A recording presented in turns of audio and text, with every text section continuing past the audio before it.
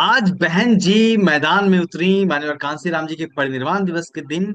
और बहन जी के स्वागत में पूरा लखनऊ, पूरा माननीय कांसीराम फटा पड़ा था। बहुजन आंदोलन की यह तस्वीर महीनों बाद दिखी, जब बहुजन समाज के बीच में, बहुजन समाज के कार्यकर्ताओं के बीच में खासा उत्साह था। और इसके लिए बहन जी ने उनका धन्यवाद भी किया। क्या है इस रैली के मायने, या ये सिर्फ एक महज रैली थी जो माननीय कांसीराम जी को श्रद्धांजलि देने के लिए उनके परिनिर्वाण दिवस पर थी, या फिर इसके और भी राजनीतिक मायने निकलते हैं?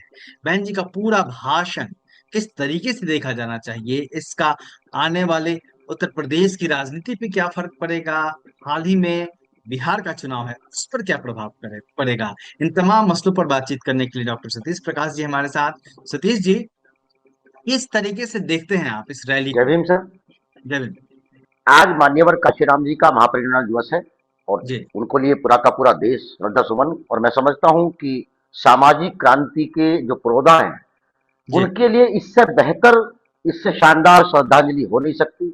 बिल्कुल। आज पूरा का पूरा लखनऊ, जो लोग ये कहते थे कि बहुजन समाज पार्टी को लेकर के जिस तरह की बातें करते थे, 20 दिन पहले एक ट्वीट आता है और तमाम सोशल मीडिया पे और तमाम जो सामाजिक संगठन है, तमाम बहुजन समाज पार्टी एक एक एक सूत्र में बंद करके जिस तरह जी। का एक मूवमेंट चला, तमाम सोशल मीडिया ने अपना एक बहुत बेहतर और बहुत शानदार रोल अदा किया। और उसका एक बहुत शानदार परिणाम आज आपको दिखाई दिया कि जी। जो अंदर जो पार्क है उसकी क्षमता लगभग लगभग 5 लाख है, लेकिन जी। जितने लोग पार्क के अंदर थे उतनी ही भीड़ बाहर थी।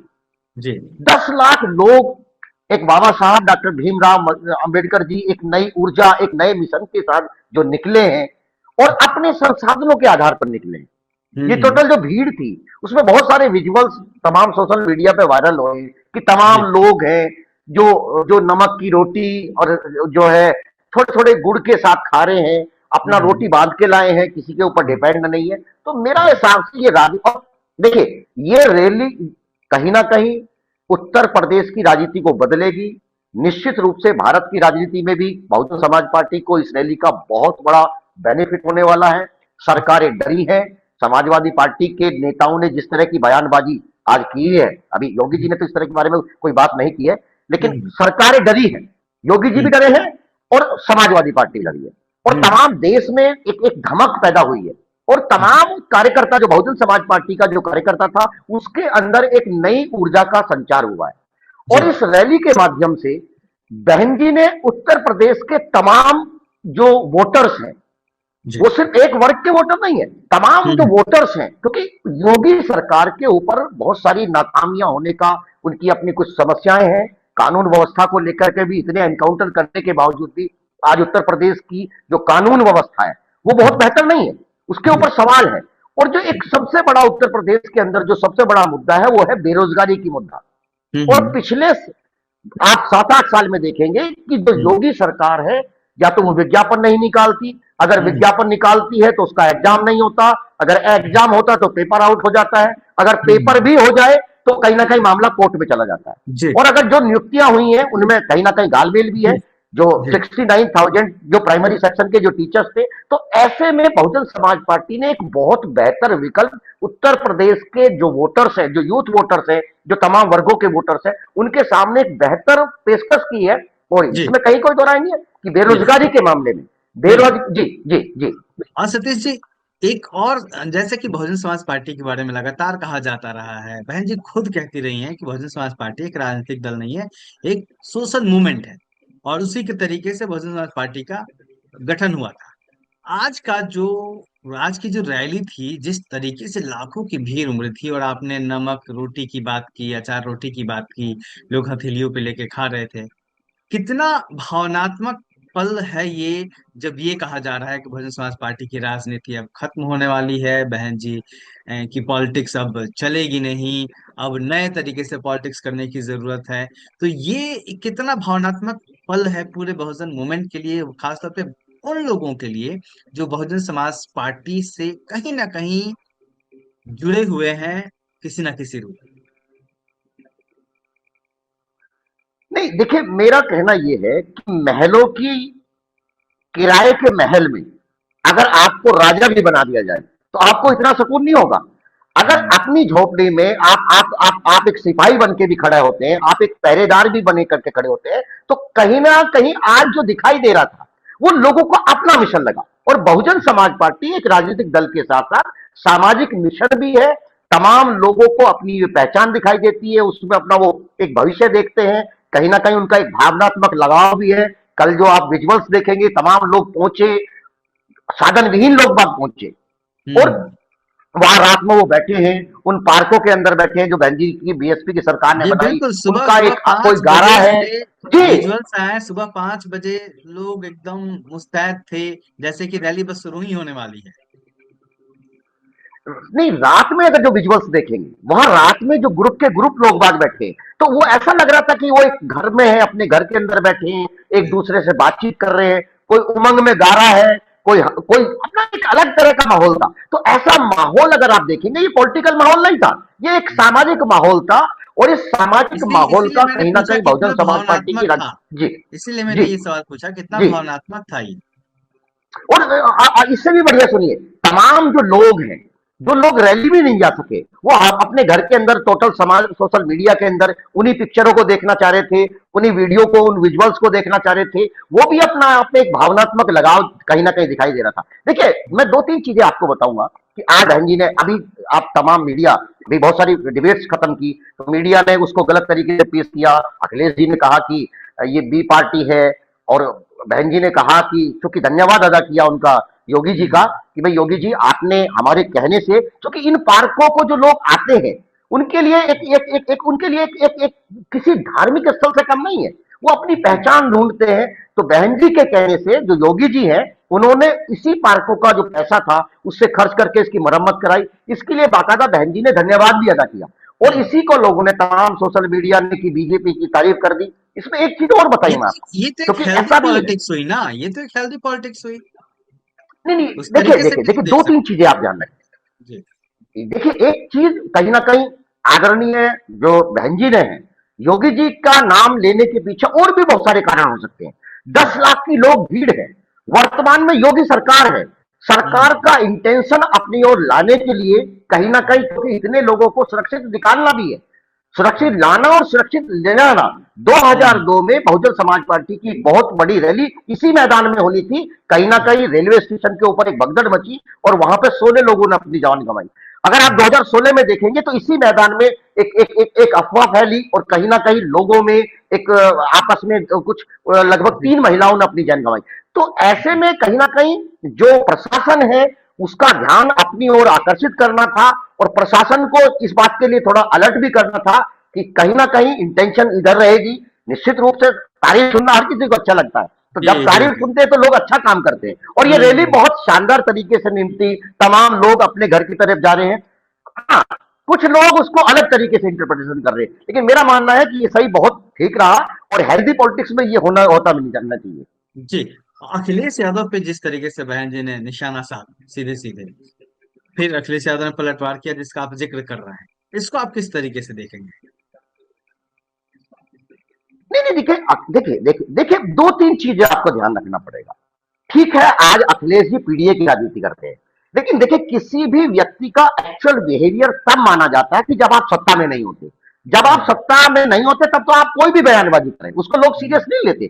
आपका एक्चुअल बिहेवियर तब पता लगता है कि जब आप सत्ता में हैं।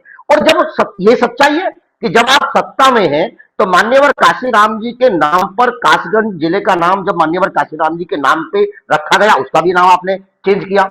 सहारनपुर मेडिकल कॉलेज का नाम मान्यवर काशीराम जी के नाम पर रखा गया, उसको भी आपने परिवर्तित किया। लखनऊ में मान्यवर काशीराम जी के नाम पर जो उर्दू अकादमी खोली गई, उसका भी नाम आपने परिवर्तित किया। जो जिस जनेश्वर पार्क की बात करते हैं, जनेश्वर मिश्र पार्क की बात करते हैं, इस पार्क का नाम कभी बाबा साहब डॉक्टर भीमराव अंबेडकर के नाम पर था, वो भी आपने परिवर्तित किया। दूसरी बात, हद तो तब हो गई कि जब आपने किंग जॉर्ज मेडिकल कॉलेज जो बिल्कुल, साहू जी शाहू महाराज जी जी के नाम महाराज जो पे था, पिछले और समाज वो से। देखिए आज वो पीडीए सामाजिक न्याय की बात कर रहे हैं, लेकिन कितना उनका ज्ञान अधूरा रहा है कि सामाजिक न्याय में साहू जी महाराज पिछड़े वर्ग से आते थे, और उन्होंने भारत में पहली बार आरक्षण की व्यवस्था करी। वो आरक्षण के भारत में जन्मदाता हैं। 1901 में उन्होंने अपनी रियासत में आरक्षण दिया। तो ऐसे में मुझे नहीं मालूम कि अखिलेश जी को यह बात मालूम नहीं थी, या वो इतना कहीं ना उनका एक उद्देश्य मात्र ये था कि बहुजन समाज पार्टी का जो भी काम है उसको मिटाना है। मेरे मतलब हिसाब से ये देखिए हुआ। राजनीति जी। हाँ, मेरा मतलब ये हुआ कि अखिलेश यादव सचमुच में पीडीए के हितैषी हैं। उनको अभी साबित करना बाकी है। वो साबित तब होगा जब भी भविष्य में वो सत्ता में आते हैं, तो उनका उनकी सरकार किस तरीके से काम होगी, तब शायद ये सब बातें खत्म होंगी। ये उत्तर प्रदेश की राजनीति को लेकर लगातार चर्चा हो रही है। यहाँ से आपको क्या लगता है किस तरीके से बदल सकती है उत्तर प्रदेश में बहुजन समाज पार्टी की राजनीति? नहीं देखिए, ये हर घटना, राजनीति में हर घटना बहुत महत्वपूर्ण होती है। बहुजन समाज पार्टी के लिए एक बहुत विशेष घटना ये रहेगी। अब बहुजन समाज पार्टी को निश्चित रूप से उनके नेता, उनके लोग, उनके लीडर्स इस बात की एनालिसिस करेंगे, क्योंकि अभी उत्तर प्रदेश के अंदर क्या चुनाव होने वाला, नगर उसका आपका जिला पंचायत के चुनाव होने वाले, ये आपका ये क्षेत्रीय पंचायत है, ग्राम पंचायत के चुनाव होने वाले। तो मुझे ऐसा लगता है कि बहुजन समाज पार्टी इस ऊर्जा का उपयोग, जो 75 जिले हैं, उस जिला स्तर के ऊपर बड़े बड़े सम्मेलन करके इस क्वांटम को बना के रखनी पड़ेगी। और अगर बहुजन समाज पार्टी इस क्वांटम को बनाने में कामयाब रहेगी, तो मुझे लगता है कि एक बेहतर, एक शानदार विकल्प उत्तर प्रदेश की जनता के सामने होगा। क्योंकि आप ये देखेंगे कि कभी कभार आपके खिलाफ जो बीजेपी है, उसमें जो उसका कार्यकर्ता है वो भी कहीं ना कहीं सरकार की कार्यशैली को लेकर के कोई बहुत बेहतर स्थिति में नहीं है। आप देखेंगे खुद बीजेपी के बहुत सारे लीडर्स के बीच में आपस में टकराव है, वो कहीं ना कहीं एक दूसरे के ऊपर सवाल करते हैं, एक लीडर दूसरे लीडर की बात नहीं सुनता। तो इस मौके का बहुत बेहतर तरीके से, क्योंकि आज बहन जी ने यह भी कहा कि हम सर्वजन की सरकार चाहेंगे, सर्वजन हिताय सर्वजन की बात करेंगे। हम जब भी सरकार में आएंगे तो हम सभी वर्गों का, न हम जाति देखेंगे, न धर्म देखेंगे, न लिंग के आधार पर किसी भी तरह का भेदभाव नहीं होगा, और सब लोगों के लिए। और एक छोटी सी बात, जो बेरोजगारी की जो मैं आपको बता रहा था उत्तर जी प्रदेश में, देखिए किसी भी, अगर हम इसको दलित के नजरिए से भी देखते हैं, तो तमाम लोगों, दलित के जीवन में सबसे बड़ा परिवर्तन रोजगार से आता है, और रोजगार के साधन सरकार ही उपलब्ध कराती है। तो अगर बहुजन समाज पार्टी जैसा आज रास्ता उम्मीद कर रहे थे, ये बातें हुई भी है, एनालिसिस भी हुई है, तो मुझे लगता है कि बहुजन समाज पार्टी, क्योंकि उससे पहले की सरकारों में, अगर 2007 से 2012 की सरकार में देखेंगे, तो सबसे ज्यादा बम्पर रोजगार देने वाली बीएसपी की सरकार थी। 2.25 लाख आपने समूह गए और कै, जो आपका क्लेरिकल स्टाफ होता है, उसकी वैकेंसी निकाली। 70,000 आपने सिपाही निकाले। तमाम 3 विज्ञापन आपने जो आपका पुलिस भर्ती है वो निकाले। माध्यमिक टीचर्स के लिए बहुत सारे विज्ञापन निकाले। कम से कम 10 विज्ञापन आपने डिग्री कॉलेज के लिए निकाले। जो जी जो प्राइमरी सेक्शंस के जो टीचर्स हैं उनके लिए आपने विज्ञापन निकाले। 1,10,000 आपने सफाई कर्मचारी, ये लगभग मोटा मोटी अगर आप देखते हैं तो वो 6 से 6.5 लाख लोगों को रोजगार दिया। आज उत्तर प्रदेश में बहुत सारे पद, क्योंकि उनको किसी भी वजह से नई भर्ती नहीं हुई है, तो आज अगर बहुजन समाज पार्टी की सरकार आती है, तो वो उत्तर प्रदेश में लगभग लगभग 9.5 लाख रोजगार देने की स्थिति में है। क्योंकि योगी सरकार में आप देखेंगे तमाम जो ग्रुप, जो आपका फोर्थ क्लास और जो आपका क्लिनिकल स्टाफ है, उसके लिए आउटसोर्सिंग किया है। पिछले 7 साल में कोई भी भर्ती सरकार ने नहीं करी है, किसी भी डिपार्टमेंट में नहीं करी है। लगभग 5 लाख पद ये बैठते हैं, तो इन जी 5 लाख पदों के ऊपर हो जाए, तो ये मैं बता रहा हूं कि 9.5 लाख। एक छोटी सी बात और बहन जी ने इस रैली में बहुत महत्वपूर्ण किया जी कि जब जब जैसे जैसे बहुजन समाज पार्टी की ताकत घटी है, उत्तर प्रदेश नहीं पूरे भारत में दलितों के ऊपर जो होने वाले हमले हैं, जो अत्याचार है, उसकी कहीं ना कहीं संख्या बढ़ी है। और सर, ये जो रैली हुई है, इसका बिहार की राजनीति पे क्या फर्क पड़ेगा? देखिए कोई भी अगर घटना घटती है तो हलचल होती है। अभी आप देखेंगे कि बिहार के चुनाव में पहली बार बहुत इंडिपेंडेंट होकर के, क्योंकि इससे पिछले चुनाव में आप देखेंगे बहुजन समाज पार्टी ने ओबीसी की पार्टी के साथ मिलकर के चुनाव लड़ा, और ओबीसी की पार्टी को दलित वोट अच्छा खासा मिला। लेकिन कहीं ना कहीं ये थोड़ा दुर्भाग्य रहा कि बहुजन समाज पार्टी को ओबीसी वोट ट्रांसफर नहीं करा पाए।